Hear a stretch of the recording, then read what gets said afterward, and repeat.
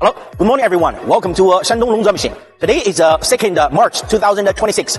We are sending an 2-ton power complete wood pellet production line to Pakistan. This production line including an 55 kilowatt wood chipper with a capacity 3 to 5 tons per hour, and a 160 kilowatt hammer mill with a capacity 5 tons per hour, and a 132 kilowatt pellet machine with a capacity 2 tons per hour, and the assist equipment like belt conveyors and electric control panel, and spare parts.